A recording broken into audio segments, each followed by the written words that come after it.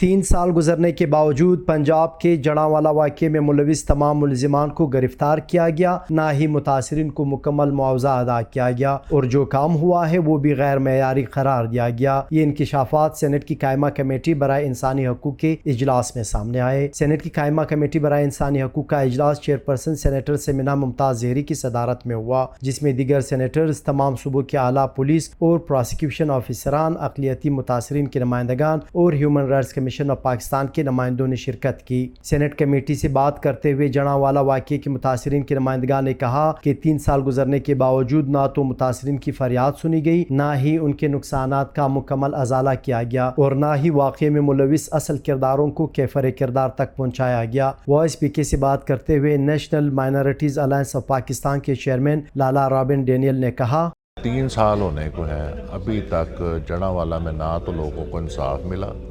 اور نہ ہی کمپنسیشن کے حوالے سے جو ریاست کی طرف سے وزیر اعظم نے اور سی ایم پنجاب نے تب کی تھی نگران نے کہ جی جتنا بھی نقصان ہوا ہے اس کا مکمل ازالہ کیا جائے گا، لیکن کچھ بھی نہیں ہوا تھا۔ پھر ہم نے وہاں کے جو کمیونٹی تھی اس نے انصاف اور باقی معاملات کے حوالے سے 74 دن دھرنا دیا تھا۔ پھر سینیٹر خلیل طاہر سندھو صاحب وہاں پہ آئے، انہوں نے کہا جی کہ میں چونکہ سینیٹر ہوں، میں آپ کا جو پٹیشن ہے، جو آپ کا کیس ہے، یہ سینٹ کی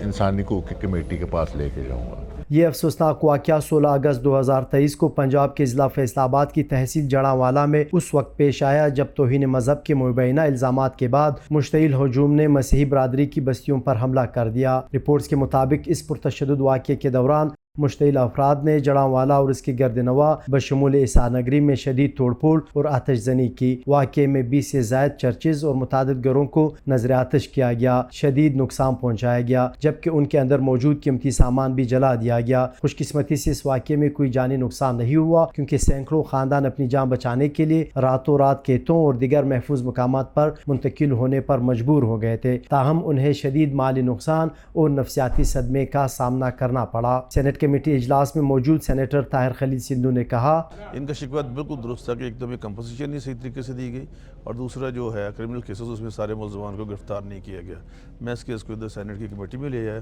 اور آج یہ فیصلہ ہو گیا ہے، ریٹن ججمنٹ آ گئی، میں اس کو میرے منٹس بھی لے لوں گا کہ جو کمپنسیشن ہے وہ دوبارہ سے لیکن مقامی لوگوں کو ساتھ لے کے جن کے نقصانات ہوئے ہیں۔ چیف سیکرٹری پنجاب اور اعلیٰ پولیس آفیسران نے کمیٹی کو بتایا کہ واقعہ میں مبینہ طور پر ملوث تقریباً 5000 افراد میں سے مزید 1200 افراد کی شناخت گزشتہ ماہ ہوئی ہے، جبکہ تقریباً 300 گرفتار ملزمان میں سے زیادہ تر عدالتوں سے ضمانت حاصل کرنے کے بعد رہا بھی ہو چکے ہیں۔ سینٹ کی قائمہ کمیٹی برائے انسانی حقوق کی چیئرپرسن سمینا ممتاز زہری نے وائس پی کے سے گفتگو کرتے ہوئے کہا کہ اجلاس میں اس بات کی نشاندہی ہوئی ہے کہ سپریم کورٹ، ہائی کورٹ کے احکامات، وزیر اعظم پاکستان اور وزیر اعلیٰ پنجاب کے اعلانات کے باوجود متاثرین کی داد رسی کا عمل سست روی کا شکار ہے۔ انہوں نے کہا کہ 3 سال گزرنے کے باوجود متاثرین کو انصاف اور مکمل ریلیف نہ ملنا یقیناً حیران کن ہے۔ We have asked the Home Minister to revisit this again and to form اپنا آپس میں ان کے آفس کے اندر بٹھا کے ان لوگوں کو بھی ان کی ریپرزنٹیشن بھی لیں اور اپنے لوگوں کو بھی بٹھا کے یہ ذرا آئیڈینٹیفائی کرائیں پھر سے،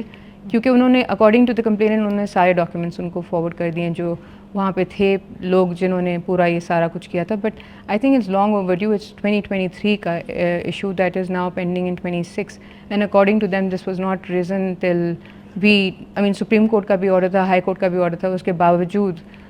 اس پہ اتنا سلو پروسیس ہو رہا ہے، تو I am surprise, but hopefully in the next committee meeting we'll have some answers. Committee اجلاس میں عوامی نیشنل پارٹی کے سربراہ سینیٹر ایمل ولی خان نے کہا 3 سال تک پولیس خاموش بیٹھی رہی، لیکن جب دباؤ آیا تو مزید 1200 افراد کی نشاندہی کر دی گئی جو بہت پہلے ہونی چاہیے تھی۔ انہوں نے کہا کہ جہاں پولیس، عدالت اور حکومت کی ذمہ داریاں بنتی ہے، وہی معاشرے کی بھی اپنی سماجی ذمہ داریاں ہیں جو ایسے واقعات کی روک تھام میں اہم کردار ادا کر سکتی ہے۔ واضح رہے کہ حکومت نے متاثرہ خاندانوں کے لیے 20 لاکھ روپے فی خاندان مالی امداد کا اعلان کیا تھا، تاہم سپریم کورٹ میں 7 فروری 2026 کو جمع کرائی گئی سرکاری رپورٹ کے مطابق اس وقت تک صرف 85 خاندانوں کو معاوضہ دیا گیا، جبکہ متاثرین کی مرتب کردہ فہرست میں متاثرہ خاندانوں کی تعداد 146 درج تھی۔ متاثرین کا کہنا ہے کہ اسی تفاوت کے باعث متعدد خاندان اب بھی سرکاری امداد سے محروم ہے۔ حفیظ اللہ استور شیرانی، وائس پی کے، اسلام آباد۔ آپ کی خبر، آپ کی آواز۔ voicepk.net.